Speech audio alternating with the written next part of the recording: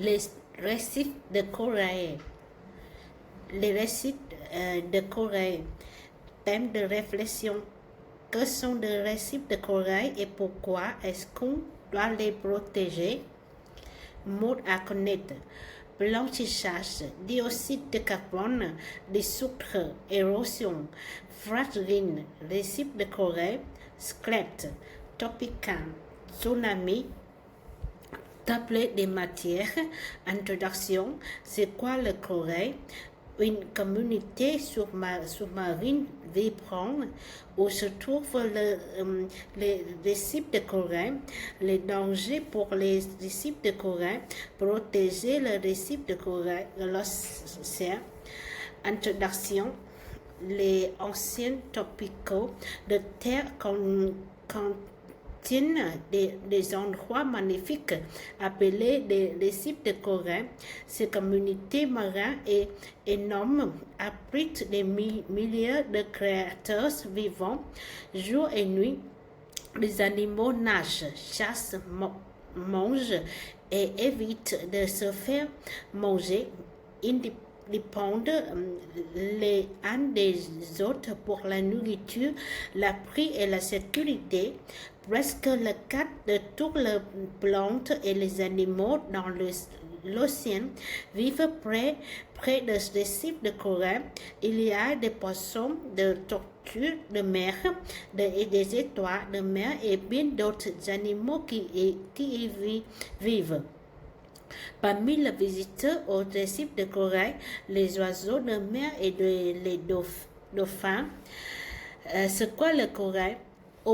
À première vue, le corail ressemble peut-être à des roses ou à des plantes difformes.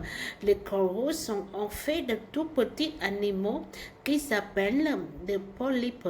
La plupart des polypes sont plus petites qu'un petit pois. Une branche ou une structure de corail peut avoir des milliers de polypes.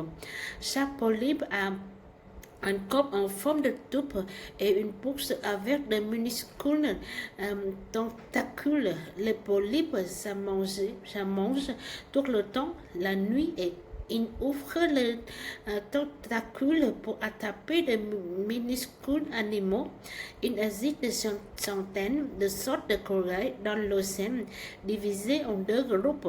Le corail deux ou coraux rocheux forment des squelettes nus. Avec le passage du temps, de millions de squelettes s'entassent pour former des récifs. La plupart des coraux rocheux vivent ensemble sur les algues. Les algues sont le cousin plus simple de plantes. Les algues alimentent les coraux et aussi beaucoup de poissons qui vivent autour du récif. Les coraux mous peuvent plier dans le courant. Ils ressemblent après à des poissons ou à d'autres plantes. Les algues vivent dans le tigre de Saint-Anne, mais pas tous les coraux mous. Une communauté sous-marine vibrante, la majorité des gens pensent aux poissons vivement colorés quand ils pensent aux récifs de corail et pour cause. Il existe plus de 4000 espèces de poissons qui vivent sur le récif de corail. Les récifs leur fournissent de la nourriture. Les récifs les protègent aussi des prédateurs qui les chassent comme nourriture. Les crevettes, les homards et les crabes viennent manger au récif. Les étoiles de me attraper des paludes et les plus petits crustacés qui sont cachés parmi les branches de corail. Des anémones de mer qui ressemblent à des fleurs attendent que le prochain repas flotte à proximité. Les récifs de corail supportent de milliers de créatures vivants, mais ils sont aussi importants pour d'autres raisons. Ils protègent la côte contre des tempêtes et des inondations. Les récifs protègent la côte en réduisant l'érosion, en gardant la terre en place. Les récifs de Corée nourrissent et abritent les animaux qui représentent la majorité des fruits de mer au monde. Ils aident l'économie de plusieurs pays et alimentent leur population. Les plantes et les animaux de récifs sont aussi utilisés dans des médicaments de récifs.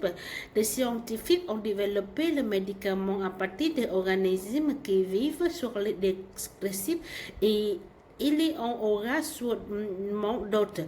Les coraux produisent une substance qui est maintenant utilisée pour asthme et arthrite. Des médicaments qui traitent plusieurs formes de cancer viennent aussi de récifs. Les scientifiques étudient aussi des organismes de récifs pour traiter des conditions dermatologiques et des infections où se trouvent les récifs de corail. La plupart des récifs sont près de la côte dans les eaux tropicales. Ils se forment aussi là où il y a des courants d'eau chaude des tropiques, comme en Floride. Les coraux poussent le mieux dans des eaux chaudes qui sont entre 21 et 29 degrés Celsius, soit 70 et 84 degrés Fahrenheit. Puisque les algues ont besoin de soleil pour créer de la nourriture, la plupart des coraux vivent près de la surface de l'eau. Il y a 3 types de récifs de Corée. Le récif fractionnant se situé près de la côte. Ils suivent d'habitude la côte ou la frange de la terre. Les barrières de Corée créent une lagune très profonde entre le récif et la côte. La plus grande barrière de Corée est la grande barrière de Corée en Australie. Elle mesure 2300 km, 1429 milles de long. Le Grand Barrière de Corée est composé de plus de 3000 récifs et îles. Il abrite presque 2000 espèces de poissons. Les atolls, le troisième type de récifs, sont comme des cercles. Ils se forment autour d'une île qui est en train de disparaître ou d'une île volcanique vieillissante. Avec le temps, l'île disparaît sous l'eau et le volcan se détériore, puis une petite étendue d'eau appelée une langue se forme au centre.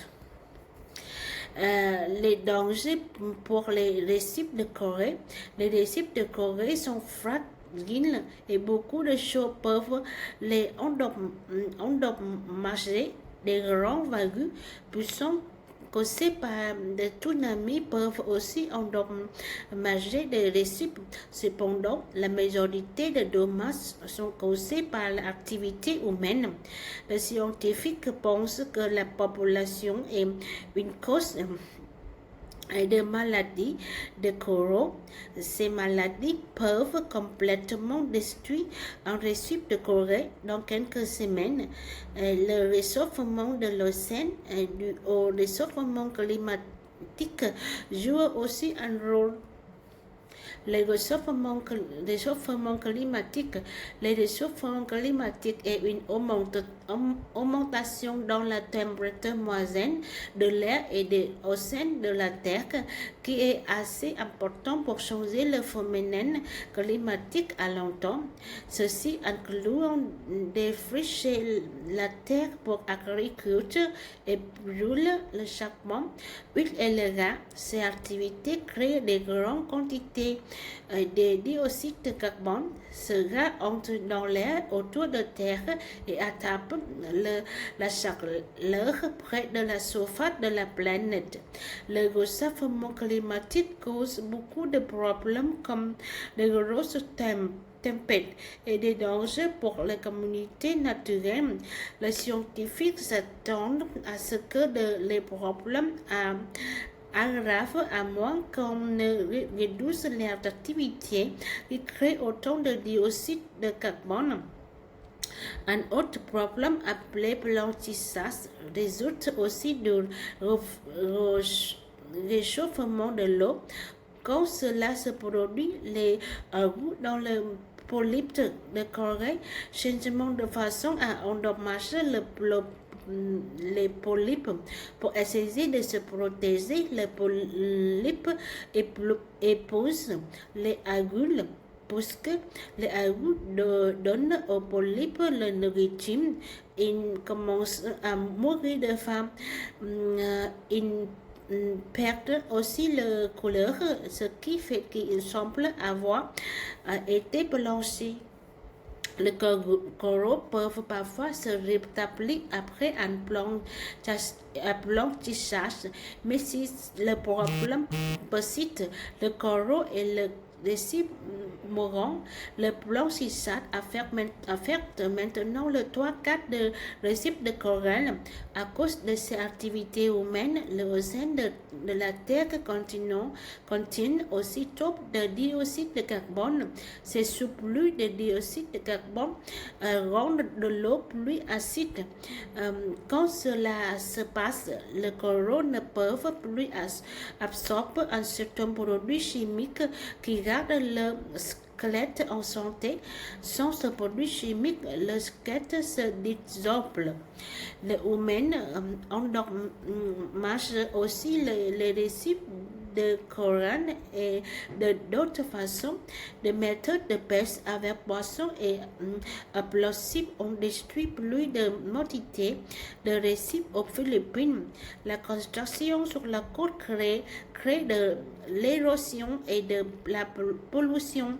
Un autre danger pour les récifs de corail, c'est d'empiler des morceaux, soit pas accident, soit pas exprès. Protéger le récif de corail, plusieurs pays ont pris des mesures pour préserver le récif avant, sinon, à certains endroits, il est illégal de prendre des poissons, de plantes et de coraux. Les gens et les bateaux n'ont pas le droit de s'approcher des récifs fragiles, mais ceux-là ne sont qu'un début de protection.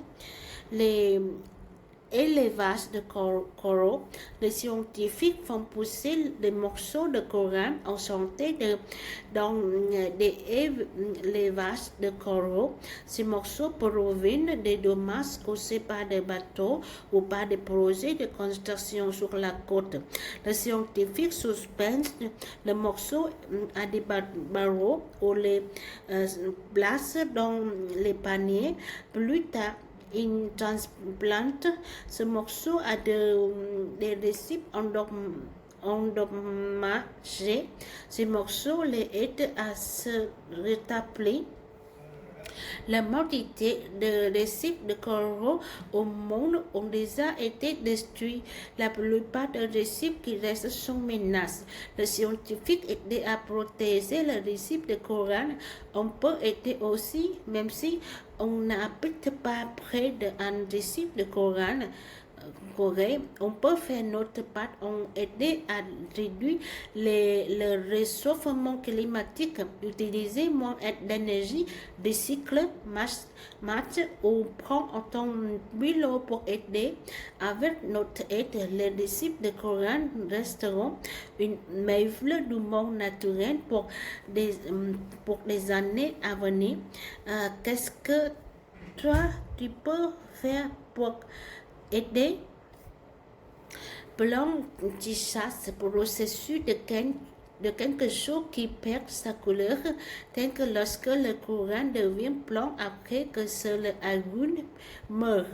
Dioxyde de carbone, le gaz invisible qui est formé par la décomposition chimique ou par la brûlure de substances biologiques, telles que le charbon ou le gaz dissoudre. C'est fini. Merci beaucoup. Au revoir. Bonne soirée.